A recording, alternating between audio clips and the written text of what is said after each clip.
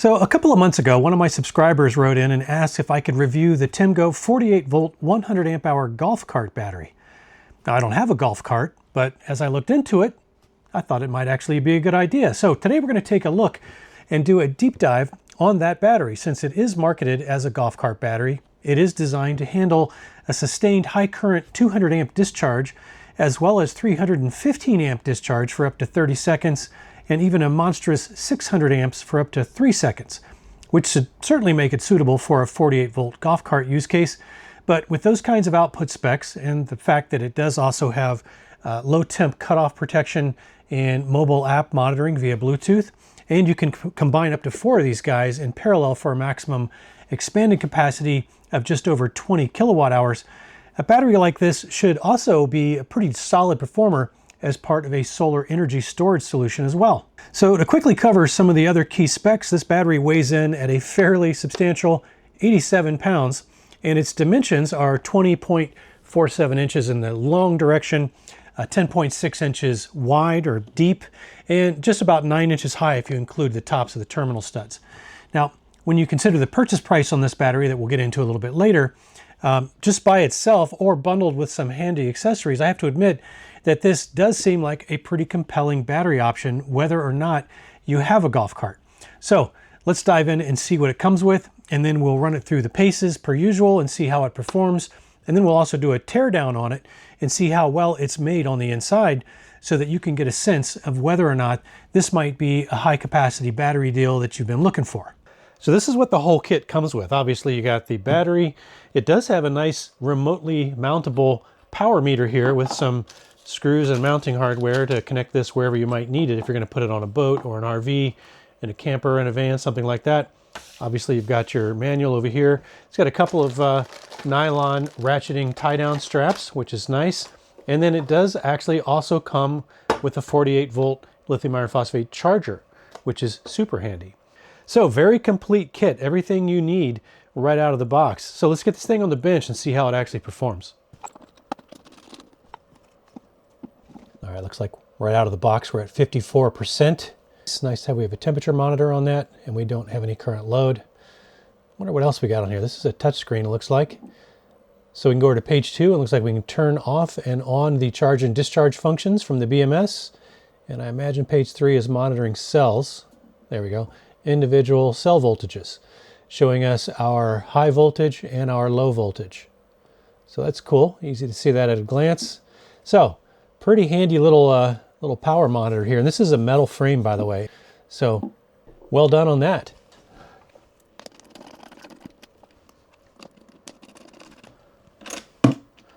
Wow, okay. Interesting that these studs are actually so long that they're not going to seat all the way down there, I don't think, and allow these to be seated properly. So it looks like they give you a set of long studs and a set of short studs. But it's nice to have an extra set of long studs if you have to stack terminals for some reason, like put a charger in there along with the connections to your charge controller and inverter. Ideally, you'd want to be connecting this back to a set of bus bars, but not everybody has access to that. All right, let's go ahead and plug this guy in.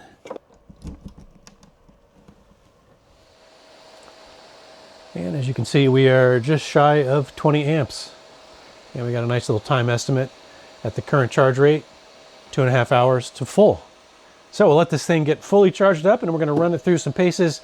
We're going to do a usable capacity test to make sure we're able to pull that full 100 amp hours out of this. And then we're also going to do a load test and make sure that that 200 amp BMS can sustain that 200 amp continuous discharge rate. All right, let's do a capacity test on this 100 amp hour battery and see if we can pull the full 100 amp hours, or the 5,000 and however many watt hours that is. What is that? 5,120 watt hours. Now I'm going to use my smart shunt to monitor the current. I'm going to discharge this at the standard test rate of 0.2C, which basically is 20% of the battery's capacity, which comes out to just a hair over 1,000 watts. And before we do this final connection here, I need to pre-charge the capacitors in this inverter. So I'm going to go ahead and enable continuity to the inverter from the battery. And I've got a little special pre-charge circuit type of cable here. I'm going to try this and just see if this works. And basically what you do before you put any pressure on it, this little bottom tab is like connected to a pre-charge resistor. So I'm just going to hold that on there for a few seconds.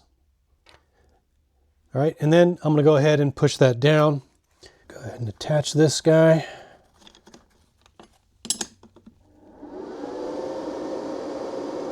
All right. All right, so we should be good to go. You can see we are fully charged at 100%. Let me go ahead and add a 1,000-watt load. I've got a nice little distribution box here connected to my 48-volt inverter. And if we look over here, we can see we are very close to that 20 amp target. All right, so that looks close enough. We're gonna let this thing run all the way down until the BMS shuts us off. And we'll come back and we'll check the history on the smart shunt and find out what we got. All right, we have just tripped and we got, well, the voltage is dropping dramatically right now because Bluetooth is still working.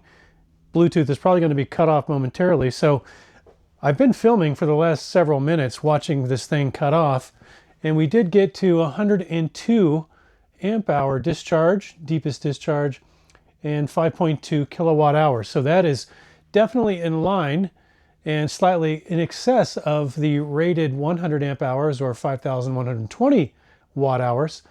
So we didn't get fully cut off here. Take a look at the monitor there. You can see that we're actually reading 45.26 volts. So yeah, definitely getting the rated output and a little bit more than that out of this Temgo 48 volt battery.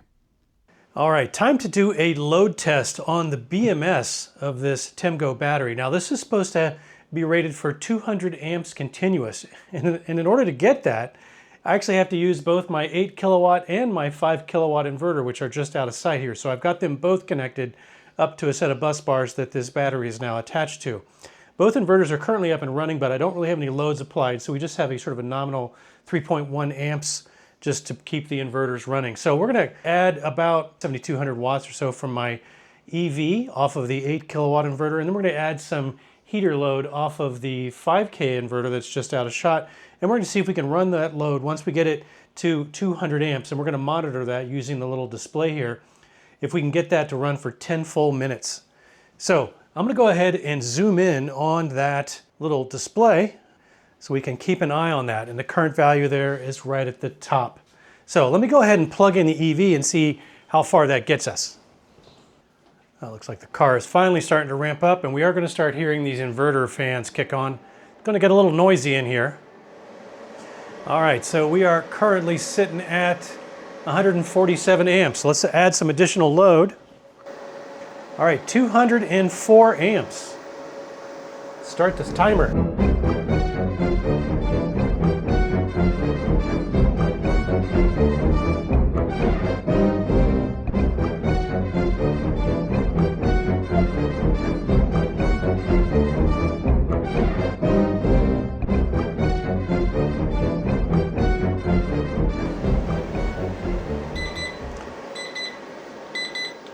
All right, that is a definite pass. We're still pulling 201.5 amps. I've been checking all my connections here with an infrared thermometer, make sure I'm not getting too hot. It's a good way to stress test your system is to run it at maximum. So let me go ahead and take some of this load back off.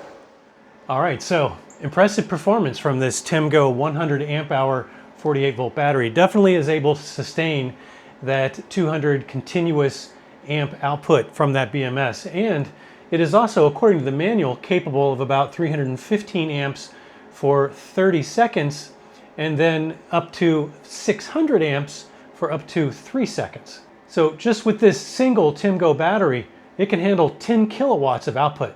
Pretty impressive.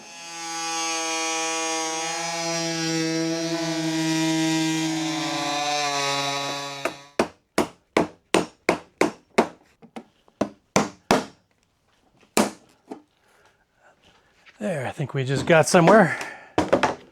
Take a close look at the leads and make sure I didn't catch any of those. Nope, plenty of clearance. I think we're good. All right, let's bring you in for a closer look. All right, so got the Bluetooth module right here. So this is the display module coming in right here.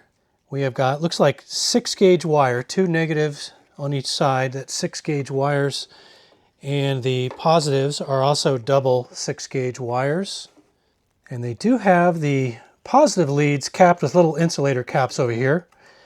And the negative leads are not, but I can see definitely some Loctite on those. They're not soldered into place.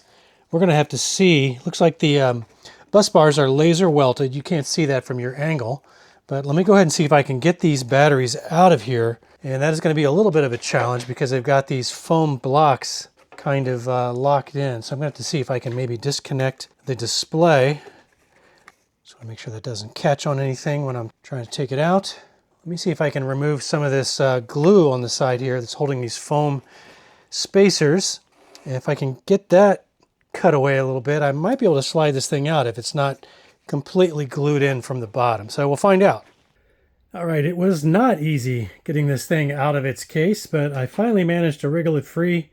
So they're using these little small square prismatic cells. You have laser welded bus bars on each side with the balance leads coming off. Now I still haven't figured out where, well actually there is one of the temperature leads.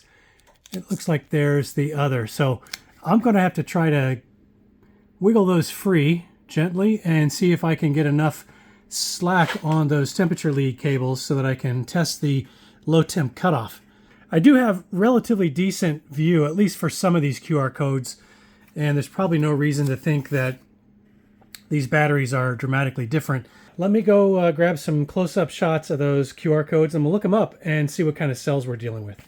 All right, now after checking the QR codes on at least 5 of these cells, I'll put that up on screen. You can see they're all manufactured by a company named Cornex, and they were all manufactured on October 6th of 2025, if I recall.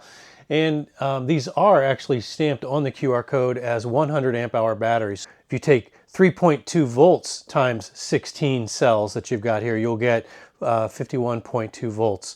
So that is all, everything checks out here. That is all exactly what you would hope to be seeing.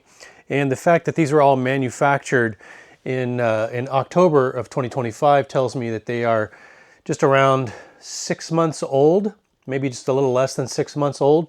And really anything under a year is more than acceptable. So I've got the temperature leads here pulled out. It looks like there are 2 of them. I didn't see any on the other side.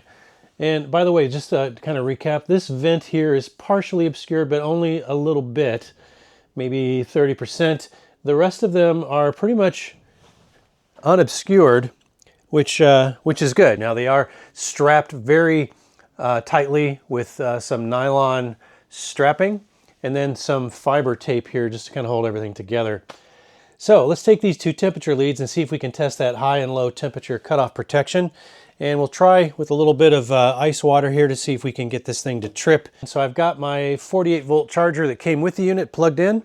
And let me pop up the mobile app here and enable charging. All right, and hear the charger fire up. So we now are charging. All right, I'll put the mobile app up on screen here so we can see. And I'm gonna take one of these temperature probes here and put it into the ice water.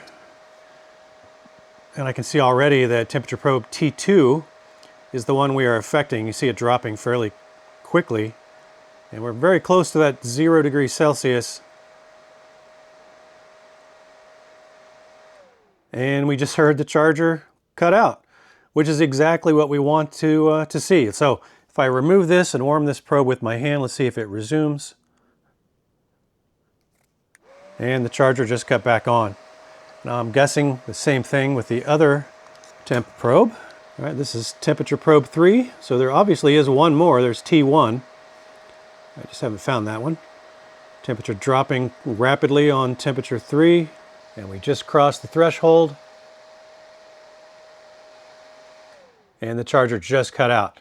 So low temp protection definitely confirmed on this battery. Let me go get my heat gun and see if high temp works the same way. All right, let's test high temp cutoff and see how well that works. I'll again put the app up there for you to see. Kind of watch T2 and T3 and see how those temperatures climb. Looks like T2 is going to climb the fastest. We're at 130 degrees Fahrenheit, 150. 170. I need to back that off a little. Don't want to melt these things. And the charger just cut off. Let me do a heat exchange with my hand and try to cool these down. And it looks like we're about to kick back on.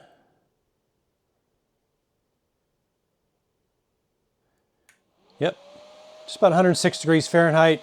Charger kicked back on automatically. So, low temp and high temp cutoff protection, definite pass. Okay, so didn't really find any performance concerns to speak of during testing, and I would say that the materials and build quality on the inside of this unit do seem reasonably solid as well, though I think I would probably also add that I would have preferred to have seen 4-gauge wire pairs on those internal main terminals versus the 6-gauge wire pairs that they're using. But in their defense, those cables are also using high temp rated silicone jacketing, and they're also super short cable lengths, so it's pretty unlikely that you're going to have an issue. And one other thing that I think is definitely worth mentioning is that Temgo's batteries do have just a 1-year warranty compared to, say, I think a 5-year warranty, which I think is probably more common in this product space. And while I would certainly acknowledge the fact that, you know, on these kinds of products, if they are going to have a problem, it's certainly most likely to occur within the first few months of use rather than sort of appearing out of the blue several years down the road. Still, I do think that at least for some people, the peace of mind that you get with a longer warranty might be worth the extra cost in some cases, so just something to be aware of. And having just mentioned cost, seems like a good a time as any to go ahead and talk about that important detail. Temgo does sell these batteries on both Amazon and their online web store for the same price, I think, which is $7.99 if you opt for the battery bundle that comes with the charger and the remote display and the ratchet straps. And if you don't really need the charger and the display, they do also sell just the battery by itself for just $6.99. And I'll also say that a couple of months ago, I actually went out and bought a 48-volt charger on Amazon that is virtually identical to this one here that comes in Temgo's bundle. And I paid $150 for that charger just by itself. So even if you already have a charger, being able to get another one plus an LCD power monitor for just an additional $100 is a pretty solid deal, especially considering that those prices do also include free US shipping to the lower 48 states. And per usual, I will put the relevant links for you down below in that video description, along with the discount code if I'm able to score one for you. All right, I think that wraps it up. So what do you guys think about this $799 battery bundle from Temgo? I'd be interested in getting your thoughts on it as well. Let me know down below in the comments section, along with maybe any questions that you might still have. So hopefully you found something in the video helpful in some way, and if you did, please consider clicking that like button down below for me if you think I've earned it, and maybe consider clicking that subscribe button as well if you're not already a subscriber, especially if you're into DIY solar and power and related product reviews like this one. So thanks for spending some of your valuable time with me today, and I hope you'll come back and join me for the next one. Until then, have fun out there.